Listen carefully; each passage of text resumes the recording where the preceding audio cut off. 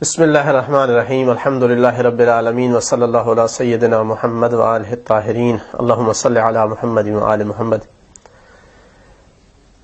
جس موضوع سے سلسلہ وار گفتگو ہو رہی تھی ہماری، اسی کے متعلق ایک اور جو سوال کیا جاتا ہے وہ یہ ہے کہ کیا یہ کہنا کہ تقلید کے بغیر عمل باطل ہے، اس پر کوئی حدیث اور آیت ہے یا نہیں؟ یعنی کچھ لوگ کہتے ہیں کہ یہ جو دعویٰ کیا جاتا ہے کہ تقلید کے بغیر عمل باطل ہے، اس پہ کوئی دلیل نہیں ہے۔ حقیقتاً اس اعتراض کرنے والے، اس اعتراض کو اٹھانے والے جو لوگ ہیں، انہیں اس بات کا اصلاً معنی ہی پتہ نہیں ہے کہ تقلید کے بغیر اعمال باطل ہونے سے مراد کیا ہے۔ وہ سمجھتے ہیں کہ شاید یہ تقلید کے ایسے شرط ہے، یعنی تقلید عمل کے صحیح ہونے میں، کہ جیسے محبت اہل بیت و رسول اللہ کی محبت ہے، محبت آل محمد جس طرح شرط ہے اس طرح سمجھتے ہیں کہ تقلید بھی قبول اعمال میں شرط ہے۔ اسی لیے وہ اعتراض کرتے ہیں کہ کیا دلیل ہے اس پر، کیا آیت ہے، کیا حدیث ہے؟ اہل بیت علیہ السلام کی محبت پر تو ہمارے پاس حدیثیں ہیں، آیت ہے۔ تو تقلید کو بھی اگر کہا جائے کہ تقلید کے بغیر اعمال باطل ہیں، تو اس کا معنی ہے کہ یہ بھی محبت محمد و آل محمد علیہ السلام کی طرح ہو جائے گی، اور اس پر کوئی دلیل نہیں ہے۔ تو یہ اصلاً معنی سمجھنا یہ غلط ہے۔ یہ مراد نہیں ہے جب کہا جاتا ہے کہ تقلید کے بغیر اعمال باطل ہیں۔ تو لہٰذا ہم پہلے اسی معنی کو واضح کریں گے کہ تقلید کے بغیر اعمال باطل ہونے سے مراد کیا ہے، پھر امید ہے کہ کوئی بندہ بھی اس کی دلیل طلب نہیں کرے گا، چونکہ خود وہ معنی ایسا واضح سا معنی ہے کہ ہر انسان کی، صاحب عقل کی عقل جو ہے اس پر حکم لگاتی ہے۔ اس سے مراد یہ ہے کہ جو آدمی خود مجتہد ہے اور مسئلے کو سمجھنے کی صلاحیت رکھتا ہے، اپنی سمجھ کے مطابق اس پر عمل کرتا ہے، تو ایسا آدمی عند اللہ معذور ہے۔ یعنی اگر واقع کے مطابق تھا تو فبہ، مطابق نہیں بھی تھا تو ایسے آدمی کے پاس حجت موجود ہے کہ میں جو محنت کر سکتا تھا کی تھی، جن علوم کی ضرورت تھی میں نے ان کو حاصل کیا، اس کے بعد میں نے جا کر حکم شرعی سمجھا اور اس پر عمل کیا، تو ایسا انسان مبری ذمہ ہے۔ اسی طرح حال ہے اس آدمی کا جو کسی تقلید کے اہل مرجع کی تقلید کرتا ہے، وہ بھی مبری ذمہ ہوگا، چونکہ وہ بھی یہی کر سکتا تھا جو اس نے کیا ہے۔ یعنی قیامت کے دن اگر اس کے مرجع کا فتویٰ مطابق تھا تو مسئلہ حل ہے، مطابق نہ بھی ہو تو وہ کہہ سکتا ہے، اس کے پاس حجت موجود ہے کہ میرا اللہ میں خود سمجھنے کی صلاحیت نہیں رکھتا تھا، اور میں نے اس کی تقلید کی تھی جس پر اعتماد تھا، جس کے علم پر، جس کے تقوی پر، جس کے زہد پر، اور میں یہی کر سکتا تھا جو کیا ہے، تو اس کے پاس حجت موجود ہے، تو اللہ تعالیٰ اس کا ذمہ بری کر دے گا، چونکہ اس کی طرف سے کوتاہی نہیں ہے۔ عذاب یا اللہ تعالیٰ کی جانب سے کسی کو سزا اس وقت دی جاتی ہے جب اس کی جانب سے تقصیر ہو، اس کی جانب سے کوتاہی ہو۔ ان دونوں آدمیوں کی طرف سے کوتاہی نہیں ہے۔ تو اب رہا تیسرا بندہ کہ جو نہ تو مجتہد ہے اور نہ ہی کسی صاحب اہلیت مرجع اور مجتہد کی تقلید کرتا ہے، جو دل اور دماغ میں آتا ہے اس کے مطابق عمل کرتا ہے، جس سے سن لیا کہ یہ عمل ایسے ویسے کر لیا۔ ایسا آدمی قیامت کے دن کیا جواب دے گا؟ اگر اس کا عمل مطابق نکل آیا واقع کے اتفاقاً تو پھر تو مسئلہ نہیں ہے، انشاءاللہ بچ جائے گا۔ لیکن اگر عمل خراب تھا، عمل واقع کے مطابق نہیں تھا، غلط تھا، تو یہ بندہ کیا دلیل پیش کرے گا؟ کیا اس کے پاس حجت ہوگی کہ میں نے مخالفت کی ہے شریعت کی؟ کس بنیاد پر؟ یہی کہے گا جو میرے دل میں آتا تھا۔ کیا یہ کافی ہو جائے گا؟ نہیں، کافی نہیں ہے۔ اس کو کہا جائے گا کہ دین بنانا تیرا کام نہیں تھا، تیرا کام تھا اس دین کو سمجھنا جو میرے اولیاء نے پہنچایا ہے، اللہ کے رسول نے، ائمہ علیہ السلام نے پہنچایا ہے، اس کو سمجھنا تھا۔ خود نہیں سمجھ سکتا تھا، کسی سمجھنے والے سے پوچھنا تھا۔ اس کی قطعاً گنجائش نہیں ہے کہ کوئی اپنی طرف سے جو دل و دماغ میں آئے اور اس پر عمل کرے. یہ معنی ہے عمل کے باطل ہونے کا، یعنی گارنٹی نہیں ہے، ایسے آدمی کے عمل کی گارنٹی نہیں ہے.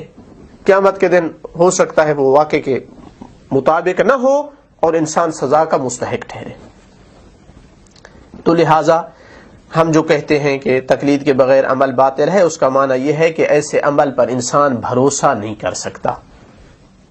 ضروری ہے کہ یا انسان مجتہد ہو یا اس کے یہ اعمال مجتہد کے فتوے کے مطابق ہوں.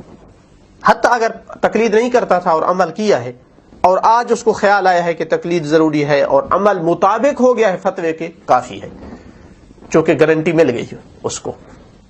لیکن اگر مطابق نہیں نکلے تو پھر اپنے اس مجتہد سے پوچھے کہ میں اس حد تک مخالفت ہوتی تھی میرے عمل میں، فتوے کے اتنا مخالف ہوتا تھا، اس چیز میں مخالف ہوتا تھا، معین کر کے پوچھے کہ مجھ پر اعادہ کرنا واجب ہے یا نہیں.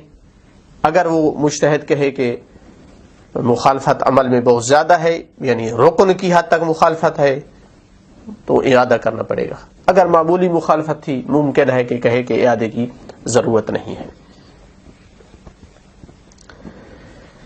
تو لہذا میرے خیال میں یہ بات اگر واضح ہو گئی ہے تو ہر انسان کی عقل حکم لگاتی ہے اس پر کہ یہ بات درست ہے. یعنی انسان اگر اپنی مرضی سے ایک چیز عمل کرتا رہا ہے تو ایسا عمل قابل زمان نہیں ہے، کوئی اس کی گارنٹی نہیں ہے. اگر کسی کی عقل نہیں لگاتی اس پر حکم، کہتا ہے نہیں مجھے اس بات کی سمجھ نہیں آ رہی، ضروری ہے کوئی آیت اور حدیث ہو، تو آپ ملاحظہ کر سکتے ہیں سورہ یونس کی آیت نمبر 59 کا، قُلْ أَرَأَيْتُمْ مَا أَنزَلَ اللَّهُ لَكُم مِّن رِزْقٍ فَجَعَلْتُم مِّنْهُ حَرَامًا وَحَلَالًا قُلْ اللَّهُ أَذِنَ لَكُمْ أَمْ عَلَى اللَّهِ تَفْتَرُونَ. کیا تم دیکھتے ہو کہ اللہ نے جو تمہاری طرف رزق نازل کیا ہے تم نے اس میں سے حرام اور حلال بنا رکھا اپنی طرف سے؟ ایک دفعہ نبی سے سن کر یا امام سے سن کر بندہ کہتا ہے کہ حلال و حرام ہے؟ نہیں، تم نے اپنی طرف سے. تو اے میرا حبیب ان سے کہہ دے، کیا اللہ نے تمہیں اذن دیا ہے کہ اس کو حلال کہو اور اس کو حرام، یا تم اللہ پر افترا کرتے ہو، جھوٹ بناتے ہو اللہ پر؟ اب یہاں پر جو بندہ خود مجتہد ہے، معصوم کی کلام سے سمجھا ہے، قرآن سے سمجھا ہے، تو اس کو اللہ کا اذن ہے، حلال کہہ سکتا ہے، حرام کہہ سکتا ہے. جو تقلید کر رہا ہے اس کو بھی اذن ہے کہ میں خود نہیں سمجھتا، جو سمجھتا ہے اس نے مجھے بتایا ہے کہ یہ حکم یوں ہے، تو یہ بھی اس کو بھی اللہ کا اذن ہے. لیکن جو اپنی مرضی کر رہا ہے، نہ خود مجتہد ہے نہ کسی مجتہد کی تقلید میں ہے، اپنی طرف سے عمل بناتا ہے، تو یہ اللہ کا اس کو اذن نہیں ہے. یہ کس شرک میں داخل ہوگا؟ ام علی اللہ تفترون، اللہ پر افترا کرنے والا ہے. حدیث اگر دیکھنی ہے تو میرے خیال میں اس سے اوضح حدیث ہمارے پاس کیا ہے کہ اللہ کے رسول جب فرما کے گئے انی تارک فیکم الثقلین، کتاب اللہ و اطرتی اہل بیتی، میں تمہارے درمیان دو چیزیں چھوڑ کے جا رہا ہوں، کتاب یعنی قرآن مجید اور اپنی اطرت اہل بیت، ما ان تمسکتم بہما لن تضلوا ابدا، جب تک ان سے متمسک رہو گے تو گمراہ نہیں ہوگے. اب تمسک کیسے کرنا ہے؟ ایک مجتہد تو تمسک اس طرح کر لیتا ہے کہ وہ سمجھ لیتا ہے، قرآن پورے کو سمجھتا ہے، حدیثیں اس کے سامنے ہیں، کتب حدیث کو سمجھا ہوا ہے، وہ اس طرح سے تمسک کر رہا ہے. جو اس کا مقلد ہے وہ اس کے واسطے سے تمسک کر رہا ہے کہ فقیہ نے سمجھا ہے قرآن و حدیث سے یہی اور بتایا ہے. جو تیسرا بندہ ہے وہ کس سے تمسک کر رہا ہے؟ وہ اپنی خواہش نفس سے تمسک کر رہا ہے، وہ اپنے دل اور دماغ اور عقل سے تمسک کر رہا ہے، وہ قرآن و حدیث سے تمسک نہیں ہے. تو لہذا اس کی گارنٹی نہیں ہے جو اللہ کے رسول دے کر کے گئے ہیں، لن تضلوا بعدی ابدا، کہ گمراہ نہیں ہوگے.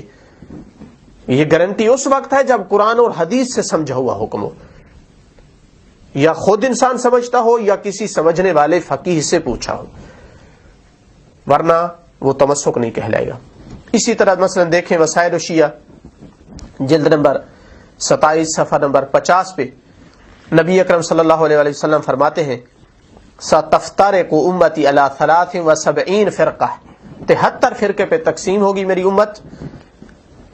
فرقۃ منھا ناجیہ، صرف ایک فرقہ نجات پائے گا. والباقون ہالکون، باقی سب ہلاک ہوں گے. کون ہے ناجی، نجات پانے والے؟ الناجون الذین یتمسکون بولایتکم ویقتبسون من علمکم. نجات پانے والا فرقہ وہ ہے کہ جو آئے میرے اہل بیت تمہاری ولایت سے متمسک ہو عقیدے میں اور عمل میں. وَيَقْتَبِسُونَ مِنْ عِلْمِكُمْ، تمہارے علم سے اقتباس کیا ہو، تمہارے علم سے لیا ہو. ورنہ فرمایا وَلَا يَعْمَلُونَ بِرَأْيِهِمْ، اپنے رائے پر عمل کرنے والے نہیں ہیں.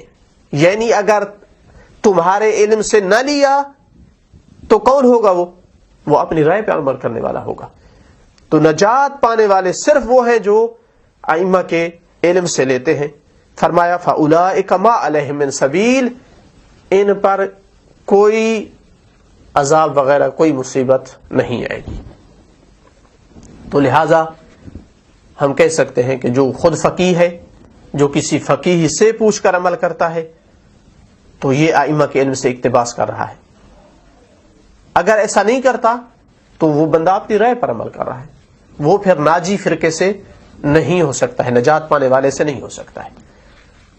ضروری ہے ائمہ کے علم سے لے، ڈائریکٹ یا انڈائریکٹ. مجتہد یا فقیہ کو واسطہ بنا کے لے تو اس نے بھی ائمہ کے علم سے لیا ہے. اور حقیقتاً کبھی کبھی بہت تعجب ہوتا ہے اس بات پر کہ جو یہ لوگ کرتے ہیں کہ فقیہ جو ہے وہ اپنی اس کی رائے ہوتی ہے. یعنی جو آدمی 50 سال سے قرآن اور حدیث میں گم ہے، دن رات اس کو کام ہے حدیث اور قرآن سے، وہ جو حکم سمجھتا ہے اس کو کہا جاتا ہے کہ یہ اس کی رائے ہے. اور جو اصلا کچھ بھی دینی حوالے سے نہیں پڑھا لکھا، جو بات اس کے دل میں آتی ہے وہ کر دیتا ہے، اس کو کہا جاتا ہے کہ یہ درست ہے. یہ گویا ائمہ کی صحیح ترجمانی کر رہا ہے. ہماری بات کا خلاصہ یہ ہوا کہ قرآن و حدیث سے یہ ثابت ہے کہ جب تک علم اور اطمینان نہ ہو کہ یہ حکم دین کا حکم ہے، علم یا اطمینان کم از کم یہ نہ ہو، تو اس وقت تک عمل میں گارنٹی اور ضمان نہیں ہے. یہ علم اور اطمینان فقیہ کے پاس بھی موجود ہے اور جو فقیہ کا مقلد ہے اس کے پاس بھی موجود ہے. اگر کل مطابق نہ بھی نکلا واقع کے تو یہ معذور ہے. لیکن ایسا آدمی جو نہ فقیہ ہے نہ فقیہ کی بات لیتا ہے، تو ایسے آدمی کے عمل میں کوئی ضمان اور گارنٹی نہیں ہے. اور یہی مراد ہے اس بات سے کہ تقلید کے بغیر عمل باطل ہے. الحمدللہ رب العالمین.